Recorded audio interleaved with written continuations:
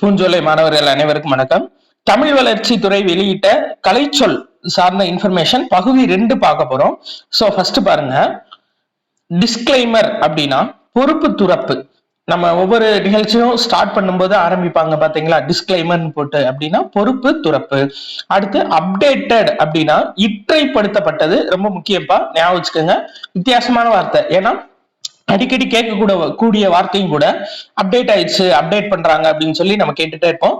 அந்த அப்டேட் அப்படின்ற வார்த்தைக்கு என்ன அப்படின்னா இற்றைப்படுத்தப்பட்டது அப்படின்றது சரியானது. சரிங்களா? அப்டேட்டட் அப்படின்னா இற்றைப்படுத்தப்பட்டது. அடுத்து இது ரெண்டும் பாருங்க, பதிப்புரிமை காப்புரிமை. காப்பிரைட் அப்படின்னா என்னன்னா பதிப்புரிமை, பேட்டன்ட் அப்படின்னா காப்புரிமை. இது ரெண்டும் சேர்த்தாப்புல ஞாபகம் வச்சுக்கணும். சரிங்களா? காப்பிரைட் அப்படின்றது பதிப்புரிமை, பேட்டன்ட் அப்படின்றது காப்புரிமை. அடுத்து இமிகிரேஷன் எமிகிரேஷன். சரிங்களா? இமிகிரேஷன்னா குடி வரவு, எமிகிரேஷன்னா குடி அகழ்வு. சரிங்களா? இமிகிரேஷன் அப்படின்னா பிற நாட்டுல இருந்து உள்ள வரக்கூடியது இமிகிரேஷன், குடி வரவு. நம்ம நாட்டுல இருந்து பிற நாட்டுக்கு நம்ம போறது குடி அகழ்வு. அப்ப இமிகிரேஷன் எமிகிரேஷன். அடுத்து பர்சனாலிட்டி அப்படின்னா ஆளுமை, கவர்னன்ஸ்னா ஆளுகை. அப்ப இது ரெண்டும் ஞாபகம் வச்சுக்கணும். பர்சனாலிட்டி அப்படின்றது ஆளுமை, கவர்னன்ஸ் அப்படின்றது ஆளுக்கை. சரிங்களா? அதாவது கவருக்குள்ள கையை போட்டு அனுப்பணும் அப்படின்னு ஞாபகம் வச்சுக்கோங்க. சரிங்களா? அப்ப ஆளுக்கை.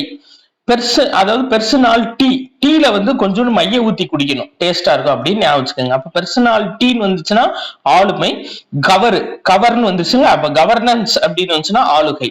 அடுத்து அக்காமடேஷன் அப்படின்னா உறைவிடம். ஃபுட் அண்ட் அகாமடேஷன் ஃப்ரீயா கொடுத்துறோம்ன்றாங்கல்ல, அப்ப அகாமடேஷன்னா தங்குற இடம், அதான் உறைவிடம்னு அர்த்தம்.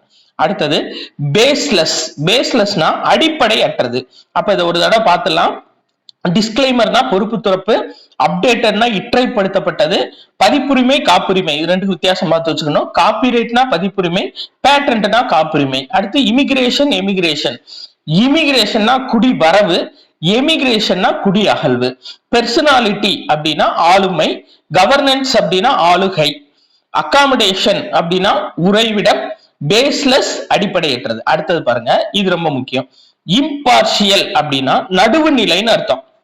அதாவது பார்ஷியல்னு சொல்லுவாங்கல்ல, பார்ஷியல்னா அதாவது ஒரு புறம் சார்ந்து செயல்படுறத பார்ஷியல்னு சொல்லுவாங்க.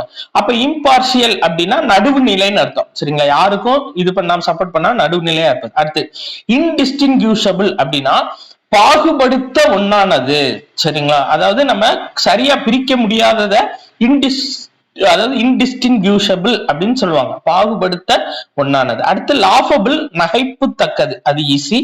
லாப்ஸ் செய்யாமை. மான்யூமெண்டல் நினைவு கூறத்தக்கது. நல்லா ஞாபகம் வச்சுக்கோங்க. பெரிய பெரிய மான்யூமெண்ட்ஸ் சொல்லுவாங்கல்ல, மான்யூமெண்ட்ஸ்னா பழையது. சரிங்களா? பழையதா நம்ம பாக்குறது மான்யூமெண்ட்னு சொல்லுவாங்க. இப்ப மான்யூமெண்ட்னா நினைவு கூறத்தக்கது. அடுத்து மல்டிடியூடினஸ் அப்படின்னா எண்ணிறந்தது. சரிங்களா? என்ன இயலாத அப்படின்னு சொல்லுவாங்க, அதான் மல்டின்னு வந்துருச்சுன்னா எண்ணிறந்தது. நிறைய இருக்கிறத மல்டின்னு சொல்லுவாங்க, அதான் எண்ண முடியாத. மல்டி டியூடினஸ் எண்ணிறந்தது. சரிங்களா? அடுத்து பீடன்ட், பிஇடிஏஎன்டி. பீடன்ட்னா கல்வி செருக்கு, பெர்சுயல் கூர்ந்தாய்தல். சரி, அது நல்லா ஞாபகம் வச்சுக்கோங்க. பீடன்னா கல்வி செருக்கு, பெர்சுயல் அப்படின்னா கூர்ந்தாய்தல். அடுத்து ரேடியன்ஸ் ஒளிருதல், ரிலையன்ஸ் நம்பகத்தன்மை. சரிங்களா? இது அந்த கம்பெனி பேர்லயே வருது பாத்தீங்களா. அப்ப ரிலையன்ஸ்ன்ற கம்பெனிக்கு என்ன பேர் அப்படின்னா நம்பகத்தன்மை வாய்ந்தன்னு அர்த்தம். சரிங்களா? அப்ப ரேடியன்ஸ் அப்படின்னா ஒளிருதல், ரிலையன்ஸ்னா நம்பகத்தன்மை. ஒரு தடவை ரிவிஷன் பண்ணிடலாம். இம்பார்ஷியல் நடுவு நிலைமை, இன்டிஸ்டிங்யூஷபிள் பாகுபடுத்த ஒண்ணானது, லாஃபபிள் நகைப்புத்தக்கது, லாப்ஸ் செய்யாமை, மான்யூமெண்டல் நினைவு கூறத்தக்கது, மல்டிடியூடினஸ் எண்ணிறந்தது. சரிங்களா? பீடன்ட் கல்விச்செருக்கு, பெர்சுயல் கூர்ந்தாய்தல், ரேடியன்ஸ் ஒளிருதல், ரிலையன்ஸ் நம்பகத்தன்மை. அடுத்தது பாருங்க, இந்த அதாவது சான்டிமோனியஸ் போலி புனிதத்தன்மை. சான்டிமோனியஸ் அப்படின்றது என்னன்னா போலி புனிதத்தன்மைன்னு அர்த்தம். அடுத்து சீமி அப்படின்னா சீமை. சரிங்களா? சீமை அப்படின்னா இனிமையற்றது, சீமை. சரிங்களா? CAMY அப்படின்னா இனிமையற்றது. அடுத்து யூஸ்லெஸ் பயனற்றது, இது நம்மளுக்கு தெரியும். கிரீன் ஐடு பொறாமை உணர்வுபா, நல்லா ஞாபகம் வச்சுக்கோங்க. கிரீன் ஐடு அப்படின்னா என்னன்னு கேட்பாங்க. பொறாமையோட இருக்கிறது பேர் தான் கிரீன் ஐடு, சரிங்களா? அதாவது பச்சை பசேன்னு இருக்கிறத பார்த்தா பொறாமையா இருக்கும்ல, நம்மளுக்கு இங்க வாழ்ந்தா நல்லா இருக்கும், பச்சை பசேன்னு இருக்கு, அப்படி பொறாமைன்னு ஞாபகம் வச்சுக்கோங்க. கிரீன் ஐடு அப்படின்னா பொறாமை உணர்வு. லாஃபிங் ஸ்டாக் எள்ளி நகையாடத்தக்கது. ஸ்டோனி ஹார்ட் அப்படின்னா கல் மனம், இதுலயே நம்மளுக்கு இருக்கு. ஸ்டோனி ஹார்ட் அப்படின்றது கல்லு, ஸ்டோனுனா கல்லு, அப்ப கல்மனம். டங் டைட் அப்படின்னா பேச்சற்ற நிலை. டங்குனா நாக்கு, அதை வந்து கட்டி போட்டிருக்காங்கன்னு அர்த்தம், சரிங்களா? அதாவது இங்கிலீஷ்ல, ஆங்கிலத்துல அப்படி வரும், தமிழ்ல வந்து நம்ம பேச்சற்ற நிலை அப்படின்னு எடுத்துக்கிறோம். அடுத்து சி சேஞ்ச் கடல் அளவு மாற்றம். டவரிங் பேஷன் மலையென பெருகும் ஆவல் திருகு, நல்லா ஞாபகம் வச்சுக்கோங்க. டவர் வந்து பார்க்க மலை மாதிரி இருக்கும்ல, அப்படி ஞாபகம் வச்சுக்கோங்க. ஒவ்வொரு tower, BSNL tower, Airtel tower எல்லாமே பார்க்க மலை மாதிரி இருக்கும்ல, அப்ப டவரிங் பேஷன் அப்படின்னா மலையென பெருகும் ஆவல் திருகு. அடுத்து யோமேன் சர்வீஸ் அப்படின்னா பலன் நாடாத பெரும்பணி, சரிங்களா?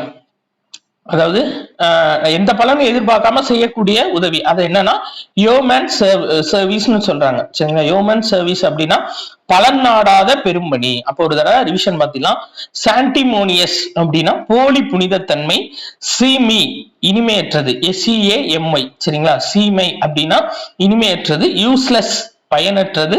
கிரீன் ஐடு பொறாமை உணர்வு. லாஃபிங் ஸ்டாக் எள்ளி நகையாடத்தக்கது. ஸ்டோனி ஹார்ட் கல்மனம். டங் டைடு பேச்சற்ற நிலை. சி சேஞ்ச் கடலளவு மாற்றம். டவரிங் பேஷன் மலையென பெருகும் ஆவல் திருகு. யோமேன் சர்வீஸ் பலன் நாடாத பெரும்பணி. அடுத்து கடைசியா இந்த பார்த்துட்டு கம்ப்ளீட் பண்ணிக்கலாம்.